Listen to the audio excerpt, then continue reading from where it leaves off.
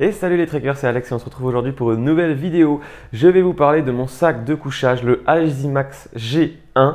Donc c'est un sac de couchage en duvet d'oie à 95%, donc 400 grammes de duvet d'oie à l'intérieur pour un pouvoir gonflant de 800 QIN. Le QIN, c'est une valeur pour mesurer le pouvoir gonflant d'un sac de couchage. C'est une valeur internationale. On ne sait pas si AEGIMAX utilise cette valeur-là exacte, mais en tout cas, ils définissent le gonflant à 800 QIN, ce qui est vraiment pas mal. Donc, vous voyez, il est ici. On va passer plus en détail à la description de ce sac de couchage. C'est parti. On va commencer par les caractéristiques générales de ce sac de couchage. Donc, je répète, le AEGIMAX G1. Il y a deux coloris déjà. Il y a le noir ici et le bleu.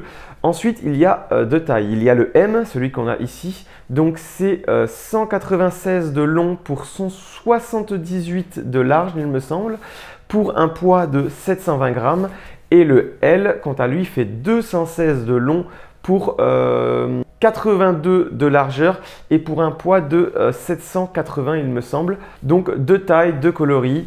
À savoir que sur le taille M, on a la couture ici qui est à gauche et sur le L, on aura la couture qui est à droite. Donc, pas grand chose qui change, hein, juste un côté en fonction de si vous le prenez en M ou en L. Ce sac de couchage est donné par le constructeur pour une température confort de +2, +3 degrés, une température limite de -2 degrés et une température extrême de -18.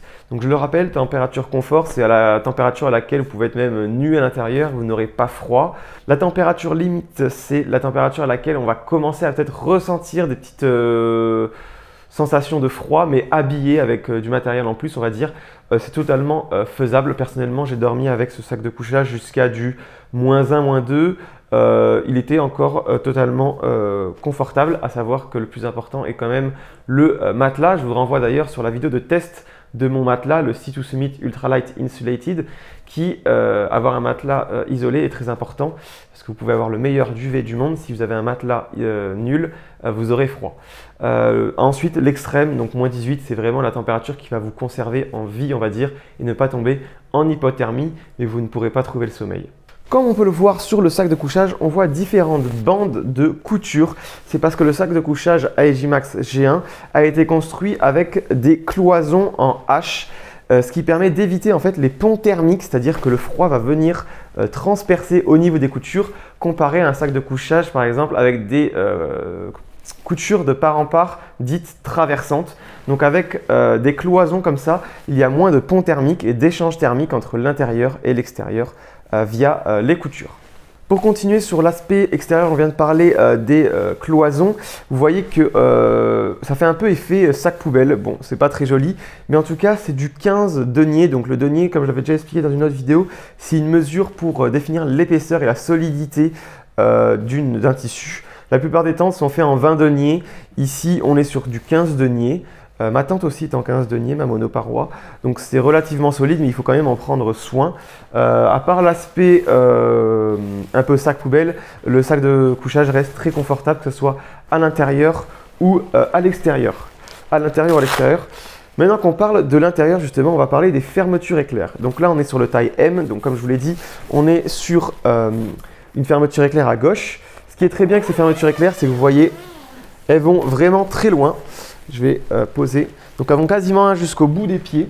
Elles sont très faciles. Hein. Vous avez vu que ça ne s'est pas bloqué.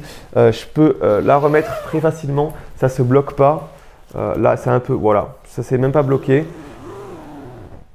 Donc vraiment des fermetures éclair vraiment très appréciables. Petite chose à dire sur les fermetures éclair. À l'intérieur, en fait, on peut voir, vous allez le voir ici. Voilà, vous avez cette sorte de petite languette qui va venir en fait se mettre entre les deux fermetures éclair et en fait qui va faire éviter les ponts thermiques. C'est-à-dire que vous allez avoir cette partie de tissu qui va être entre les deux fermetures éclair et qui va vous isoler. Parce que si vous ne l'aviez pas, en fait, vous auriez juste la fermeture éclair comme ça et l'air pourrait passer, la température chaude que vous avez gardée à l'intérieur pourrait s'échapper par les fermetures éclair. Donc on a cette petite bandelette de tissu qui vient comme ça et l'autre vient par-dessus pour couvrir. Donc ça, c'est vraiment très intéressant. La petite bague de tirage, elle a fait son travail. Et franchement, c'est ça qui est agréable, c'est que ça ne se bloque pas. La fermeture est vraiment facilement fermable. Vous avez vu que l'intérieur est bleu et là aussi très doux, hein, voilà. En ce qui concerne la tête, donc on a ici le capuchon, on a une sorte de petit collerette avec un élastique pour pouvoir venir la serrer et bien emmitoufler sa tête s'il fait froid. Personnellement, je ne l'ai jamais utilisé. Et vous avez un deuxième ici pour pouvoir serrer, fermer le truc. Au niveau de la fermeture éclair, ici, on a un scratch pour venir fermer son sac de couchage et protéger ainsi aussi le zip pour pas qu'on le dégrafe quand on est en pleine nuit. Du coup, on vient mettre le zip dessous et on vient camoufler le zip. Voilà, j'ai mis le sac de couchage dans le sens, les pieds devant vous et la tête à ce niveau-là, vous le voyez. Donc ici, sur votre face en tout cas, ici vous voyez, vous avez une sorte, je vais essayer de vous le montrer plus convenablement. Ici, juste là, vous avez une sorte de petite pochette. Hop, qui vient avec un scratch se fermer. Vous pouvez vous mettre des objets. Moi, je mets souvent tout ce qui est électronique, donc téléphone, etc. En fait, pour pas que vous savez que les batteries, quand il fait froid, elles vont plus vite se vider, plus rapidement. Du coup, vous pouvez mettre des objets avec une batterie ici pour qu'elle reste au chaud avec vous et ainsi que la batterie ne soit pas impactée par le froid. Donc ça, c'est vraiment très utile. Je ne l'avais pas remarqué, moi non plus, au tout début. Mais vraiment très bien. Le sac de couchage est vendu pas avec un sac poubelle. Il est vendu avec un sac de rangement puisque oui, on est sur du duvet, donc ne le laissez pas dans sa housse de compression pour le stocker, qui fait passer le duvet de 6 litres à 2 litres. Personnellement, je trouve ce sac fourni par la marque vraiment trop petit. Vous mettez 5 minutes à tout mettre dedans, c'est vraiment galère. Du coup, je m'en suis pris un autre de chez Sea2 Summit, là qui descend jusqu'à 3 litres. Donc, un peu plus gros. En plus, ça permet de moins compresser, puisque compresser son duvet, c'est l'abîmer. Donc, ça compresse moins. C'est un peu plus facile à ranger, puisque c'est plus grand. Vous voyez la différence. Et ensuite, j'ai mon petit sac poubelle pour mettre mon sac de couchage compressé à l'intérieur, pour pas qu'il prenne la pluie, l'humidité lorsque je randonne. Donc ça, c'est un petit tips. On ne sait jamais, puisque vous savez que le duvet, une fois mouillé, perd son pouvoir isolant comparé à un sac de couchage en synthétique. Donc, essayez de le protéger au maximum.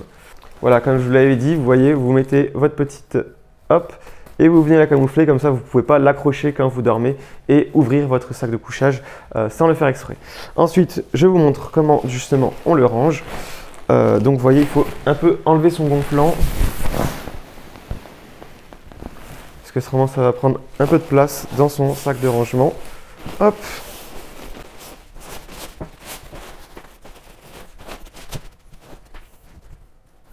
Et voilà ce qu'il donne une fois rangé dans son sac de rangement enfilé.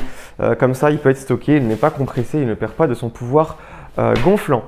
Dernière chose avant de vous laisser, en ce qui concerne le prix d'achat de ce duvet AEG Max G1. Moi, je l'ai eu à 120 € sur AliExpress, mais c'était il y a un an et demi.